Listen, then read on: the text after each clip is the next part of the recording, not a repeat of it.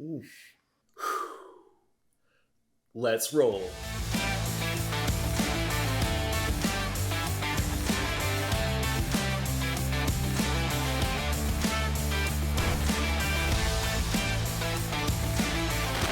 Hey BJet Clean team, that's Ryan. Welcome to my channel. This channel is all things aviation, and I use my experience as a former F-15E combat fighter pilot, F-16 Thunderbird demonstration pilot. I've flown the Boeing 737. I'm currently flying the Airbus A220, and I use that experience to break down awesome aviation videos and stories. And this is a compilation of 10 ridiculously bad approaches and landings. It was sent to me on the @BJetClean Instagram, and it's just had me chuckling all day. So I had to break it down because, of course, I've never had a hard landing before.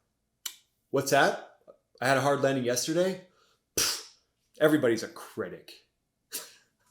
And stay to the very end because you're just going to be blown away by the one that's in the #1 spot. I mean, it's insane. And before we get going, if you would, just dominate that like button for me, or you could even gently press it. The choice is yours. And please subscribe as well, or marinate on subscribing. Would love to have you as a part of the BJet Clean team. And for those of you who have already subscribed, the channel is growing thanks to you. So I want to say thank you so much. With that said, let's dive in.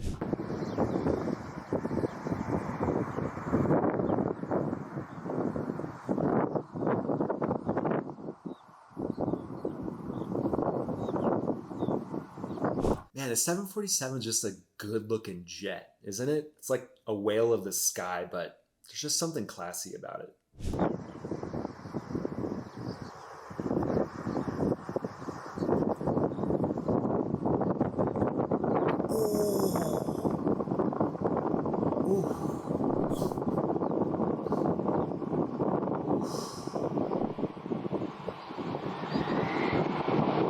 All right, so you can see the flaps like flex down on that one. I mean, brutal. Maybe this pilot was thinking since it's a wet runway, they needed to land kind of firmly, because if you're coming in to land on a wet runway, you don't want to float it and try to grease it on because you could end up hydroplaning and run off the runway if you're not careful. But you don't want to land quite that firm. But yeah, we'll just say that's what he was trying to do.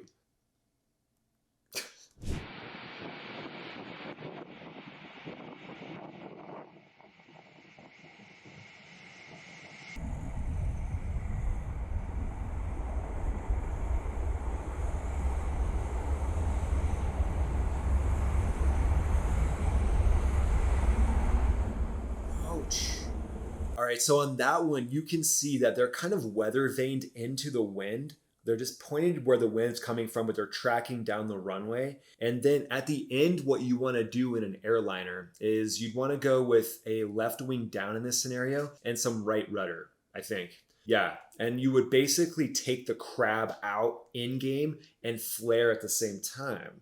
So as you can tell, there's a lot going on. And even for a pilot, that's a lot of multitasking to do sometimes when you're tired, it's the end of a rotation, who knows? But ultimately, they just don't flare enough because it looks to me like they're thinking about a whole bunch of different stuff. So what I try to do when I'm coming into land is, I don't know, just maybe do a shot of espresso, an hour before you're coming into land. But yeah, there's a lot going on in game, and ouch, yeah. He's going to hear about that one.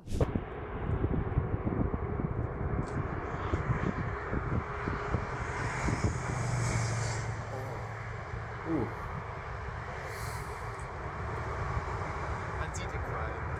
Ooh, I hope he bought the optional insurance on that one.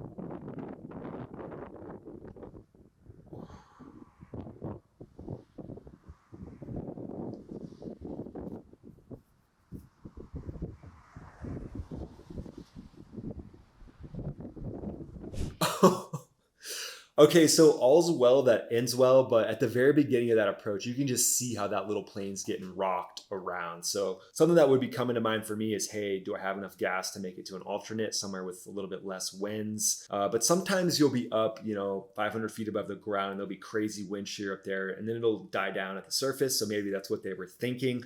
But whenever it's rocking the plane around like that, I mean, especially in game, man, I'd say take it around if you can do that, if at all possible. But ultimately, that looks like a stable aircraft, and that's why he was able to get away with all those wild rudder swings at the end. But man, whew, crazy.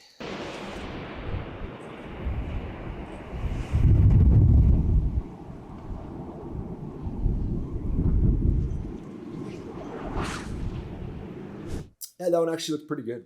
That one didn't look too bad, actually.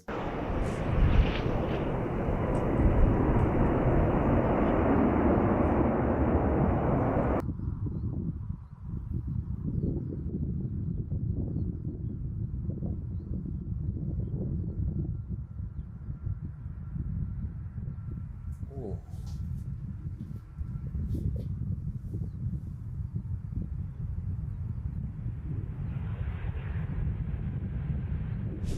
Yeah, that'll buff out. Definitely saw some flaps flexing on that one, but it wasn't as bad as the first 747 landing in this video.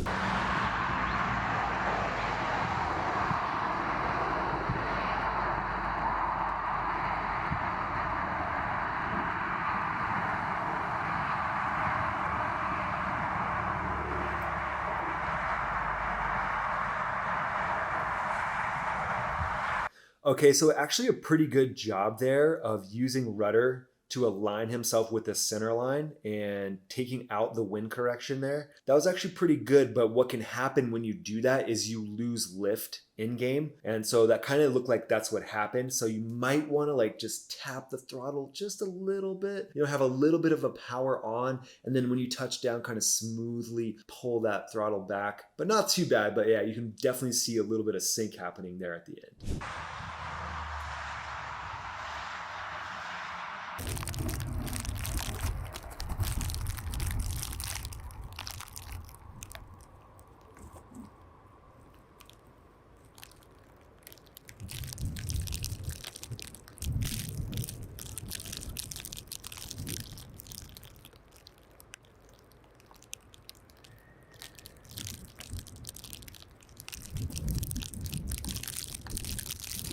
So that one there, again, not aligning yourself in game with the center line, using the rudder there to center things out. Man, that's brutal because you're putting a lot of side load on those main landing gear. And, they're beefy, man. They're built like a pickup truck on a lot of these jets, but man.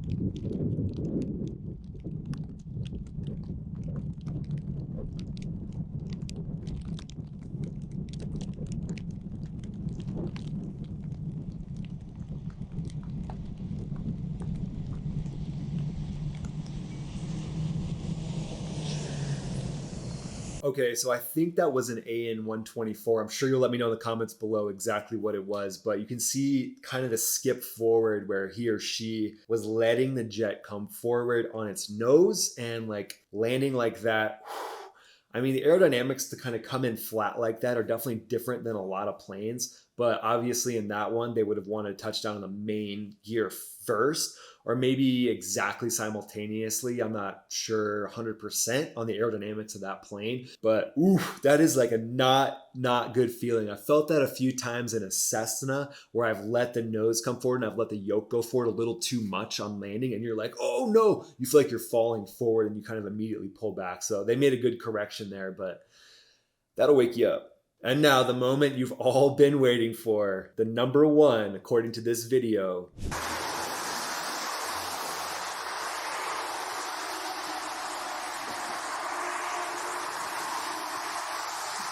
A380 looks pretty cool. It looks like it's built for a purpose, but definitely doesn't have the classy, sexy look to me of the 747. But let me know in the comments below if you disagree or which plane you think is a good looking plane.